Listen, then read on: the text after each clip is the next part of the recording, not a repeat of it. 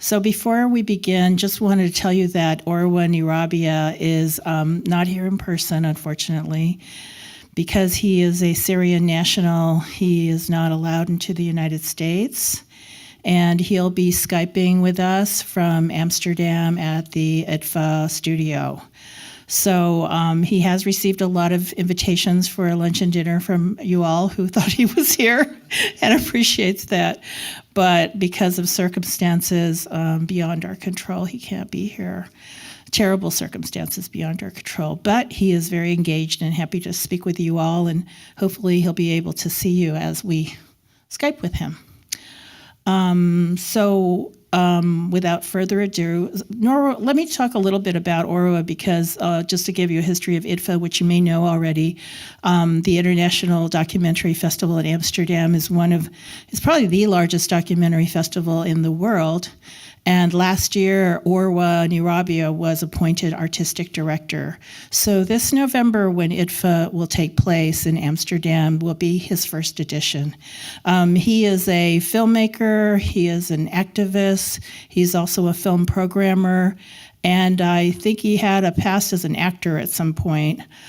He has a really amazing background as an activist and also as a programmer, and he's going to share his vision for the festival here. It's a really great treat to have him. So without further ado, live from Amsterdam, Orwa Nyrabia. Good morning, everyone. I'm so honored to be speaking to you. Very sorry to be missing, not to be in person with you. And it's out of our hands. The world is not perfect. What can we do? There's still bad things happening, such as freedom of mobility being not free. But we can still obviously overcome that. I want to begin by thanking IDA, team and members, and to show you that I chose to stand in front of the F in IDFA, so that hello to you all. Where do I begin? Where I come from, there's no discussion who was the greatest storyteller of all times. There's only one, and she was a woman. Her name was Shahrazad. She was married to this terrible despot, tyrant of a king, who had this habit of getting bored of women. And when he got bored of a woman, he would kill her and then find another one. Because of that, Shahrazad had to find a way to stay alive. And her way was to tell him stories. So every night, she would start telling him a story, and she would manage to end with dawn on a very high note, where he couldn't kill her anymore, because he had to wait until the evening to listen to the rest of the story. As you may know, Shahrazad kept on doing this for 1,000 nights. Amazing resilience, until on the night of 1001, the king found out that it's going to go forever, that he cannot kill her. She can slip 1,000 and continue. And then she won. Why do I begin with this? I'm not sure. I think it must be relevant to resilience, to storytelling as a way of survival, to storytelling as a necessity, as opposed to what I try to move on. Given the nature of keynotes, I'm going to say a few words about myself, which is not very, which I think is not usually what I do, but I think it's in place. It's usually written that I grew up in Homs, Syria, a city that is quite destructed now and not very happy. But in fact, I think that it's not fully true, because I spent a lot of my childhood on the walls of Troy with the Greeks. I spent a lot of my childhood with Achilles, trying to fight, with Hannibal, taking the big elephants over the mountains to Italy, to Rome. I spent so part of my childhood with Saif, the Yemeni mythological king, flying with him on his flying beasts. At that time, I was a kid. My father was a political prisoner. Two of my uncles were the same. And life was quite scary. I was living with a mother who was sleepless because she was expected to be detained herself too. Gladly, she wasn't. The personal experience I went through is in many ways parallel to the experiences of many others, but maybe the harsh context makes it clearer. Thing is, I was so afraid of reality as a child. It was not happy, it was not fun. I spent my childhood living in mythology.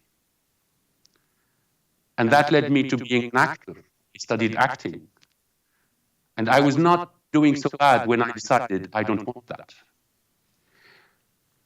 I decided I don't want that after watching a film by one of my mentors and friends, Amir Alai, who passed away a few years ago. And there was this character in the film that made me think, no actor can do this. The point to me was, why and how can I make anything but documentary? Documentary film, to me, felt like an answer for my anger, for my relationship with a terrible reality, but also for my very sincere and deep need of feeling integrity. Integrity in the sense that in documentary film, the great masterpieces, the great work of the great filmmakers who were there before we are talking now, showed me that even when you make a film about yourself, you can be as harsh, ruthlessly truthful, deeply and profoundly sincere, as to not sell yourself, as to really look at yourself as a character, as a real part of life, of reality, and try to make it meaningful for everyone. It must be my childhood, but I talk in fragmented pieces. I hope you can help me collate them at the end.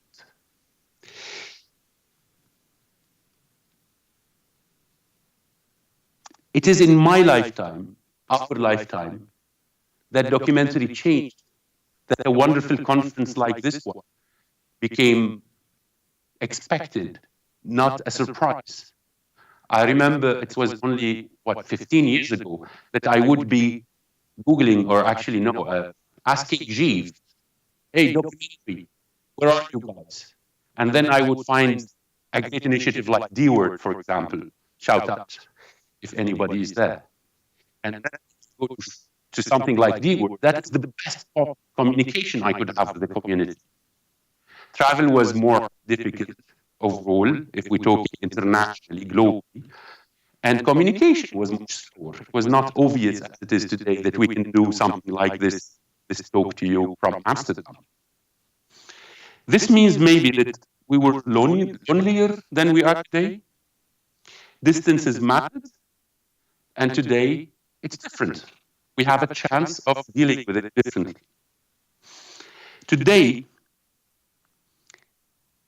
if we look at the reality documentary on the international scene, we see that documentary filmmakers are still being detained, tortured, exiled, and killed more recently than ever in history. That's not everywhere. Is it? Is it so disconnected? Is the normalization of what's happening with Oleg Sentsov in Russia now, on his 130-something day of hunger strike? Is the normalization of something like this not going to affect all of us? I believe it will. Filmmakers are being prosecuted, and films are still being banned every day somewhere in the world.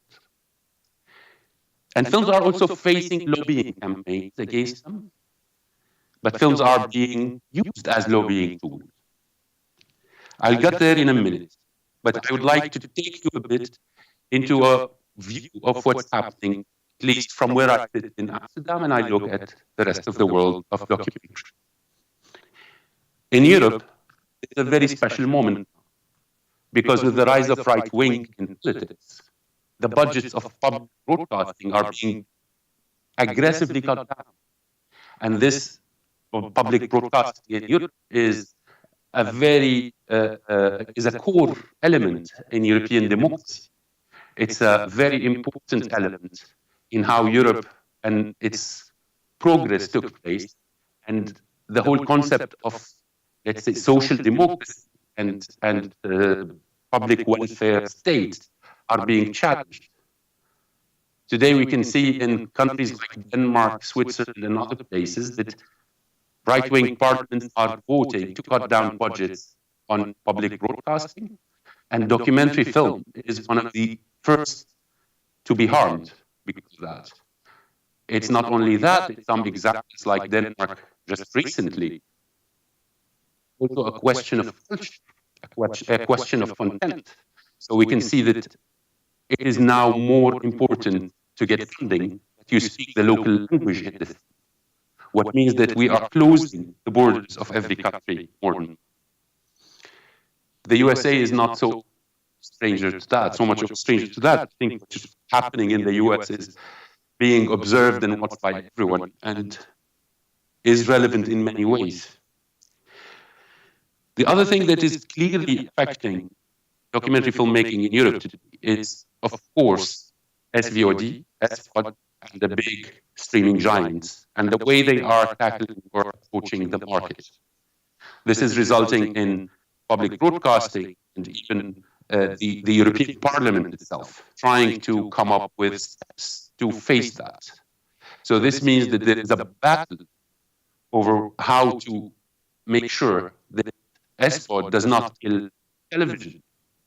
But all of the solutions being proposed now come at the expense of the filmmaker. It's not a very good day in this sense. On the other hand, on the other half of the world, in the south, we can see a very visible, clear surge of the number of young filmmakers making documentary films. We can see them more and more in international festivals. We can see them more and more on international theaters and SVOD itself in television. But this comes after decades of feeling misrepresented and of having a serious pain, a collective pain in this of the question of representation. What does this mean? It means that there's a lot of money in the north. And in the north, there are big countries like the US, as much as other countries like Germany, who have a strong economy, a big local market. And this makes these markets quite self-absorbed, meaning contained, do not feel the need to see what's happening outside, do not speak other languages. And this means that the curiosity towards discovering the others and their films becomes much smaller. Hopefully, the new globalized reality of communication, of the internet, and even SVOD in this sense, is an opportunity. Southern filmmakers are trying to take back the narrative. You know that we're discussing everywhere, trying to make big deals. We can compare this directly to the question of women in film. We can connect it, and it becomes difficult to understand. I think the best way is to think of Southern filmmakers as a woman, because the level of historical oppression, low representation, low pay, is pretty comparable.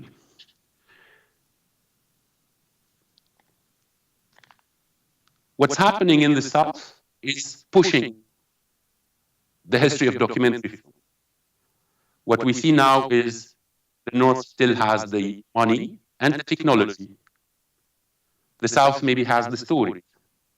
But how do we deal with it? We see that talent in the South is immediately being imported to the North. So producers in the South have a problem because they get one shot with every director before the Northern co-producer says, it's a good talent, it's profitable, and it's gone. This means that Southern talent is welcome when it is profitable in the North. These are problems that seem to be impossible to solve. And it seems to be very unfair when one speaks about individual responsibility, whether it is a system we're criticizing, or is it the act and choice of an individual. And I believe, like with similar cases, it is a system. And the individual might not be to blame for a certain act, but is responsible for changing this. This means maybe that we have to stop going south to make films. This means that we have to make a step of supporting filmmakers in the South, helping them make their own films, not use them, and not make the films instead of them.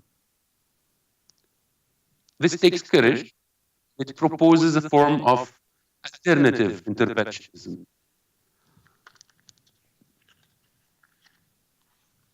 What we see now, because of all of this image of what's happening in different places, is still more interest in documentary film.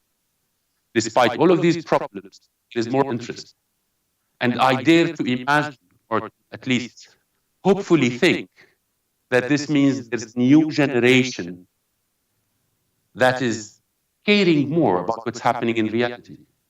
That the fact documentary is more important today is connected to the fact that a new generation, whom we always criticize maybe, do care. They would like to learn what's out there. They would like to be challenged with documentary film. We see this translated in the escalating interest in documentary film by big festivals. We see documentary film becoming more and more important in places like Cannes, Venice, Berlin. We see more and more welcoming attitude. We see even big awards being presented to documentary films so that they are seduced or tempted to come in.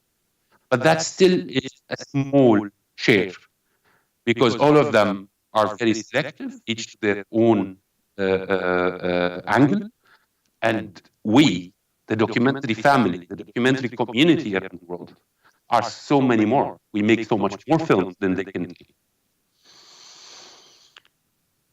We see documentary growing because we can see more funding on the table. We can see more non-profit organizations ready to finance documentary film. We see political organizations becoming more and more interested in documentary as a form of lobbying. And we clearly see how advertising agencies are coming to, are starting to prescribe documentary film to their clients as a solution instead of a 30-second clip that's so expensive. With the same money, you can make a documentary. And the new generation is watching documentary more than before, and more than they are interested in checking the advertisements.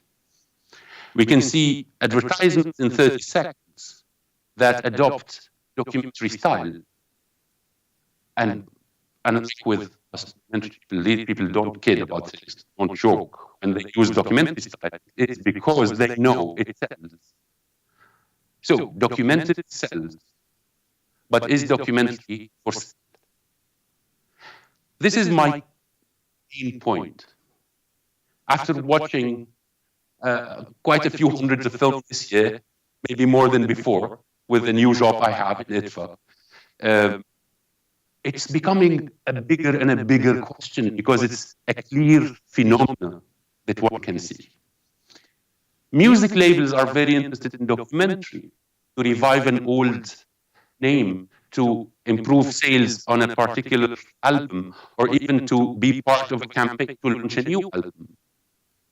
Various forms of company are using documentary, granting access or funding the documentary directly. Most recently, even religious powers are interested in commissioning and funding documentary films. And the question here goes back to the beginning. Where is how do we try to understand integrity while we make use of this great new day that has a lot of opportunities to offer?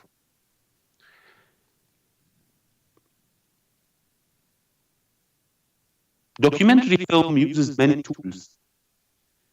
Documentary film is, on one side, journalism.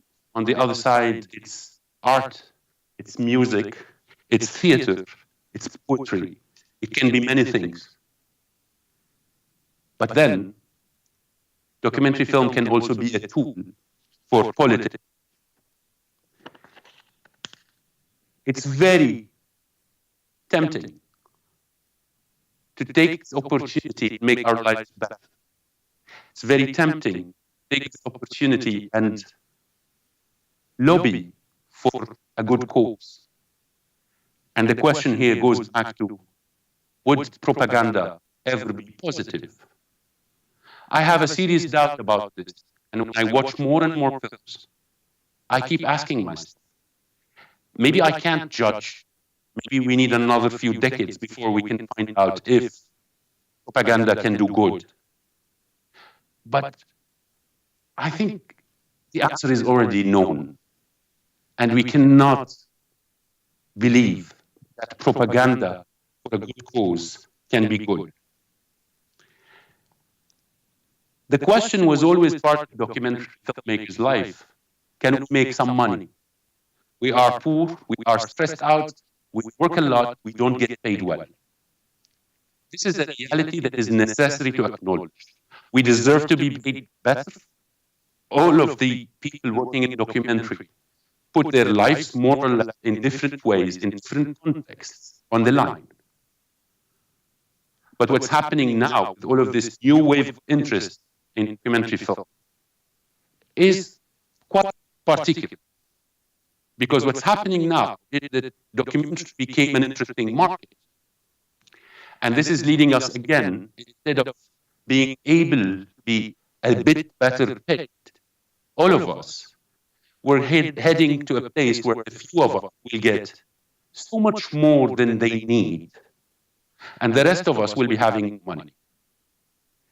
This is a reality that we see with the very quickly escalating average of budgets documentary film in the world today.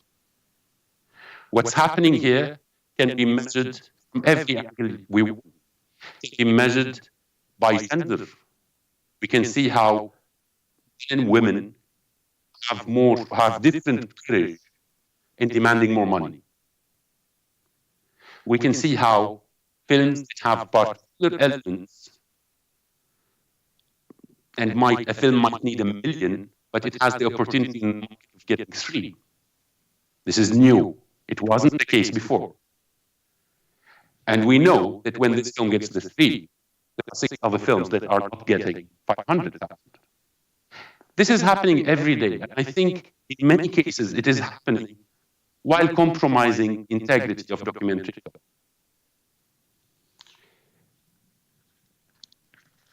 This morning, an old dear friend of mine, wrote on Facebook this story.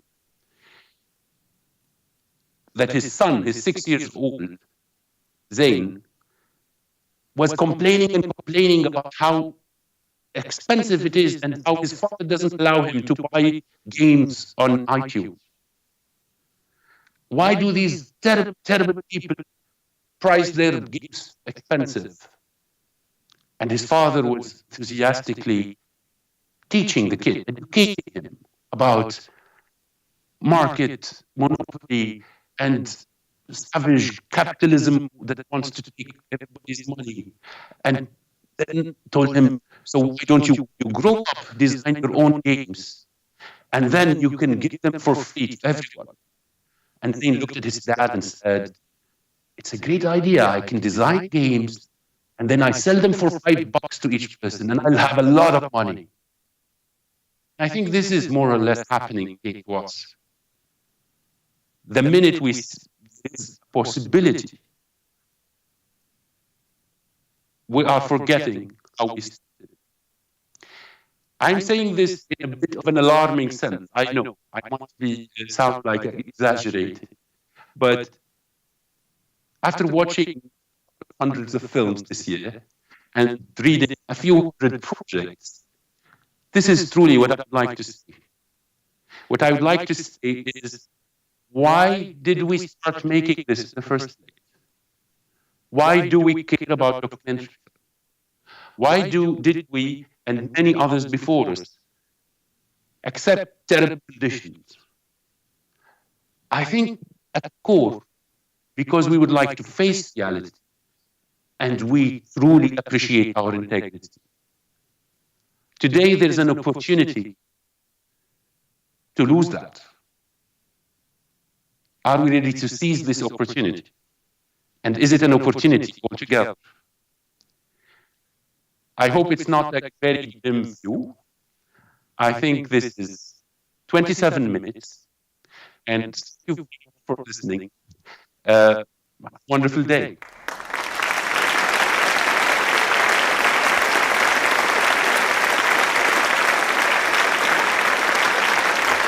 Thank you, Orwa. Thank you, everybody. Thank you so much, Orwa. And I hope you feel the love in the room from all the audience. And I know you can't see a lot of us, but you can hear us. And we send all good wishes from Los Angeles to you. And best of luck for IDFA 2018 in Amsterdam. Thank you very much. And see you all in November in Amsterdam. We have a lot to offer. Just come. Thank you. Bye.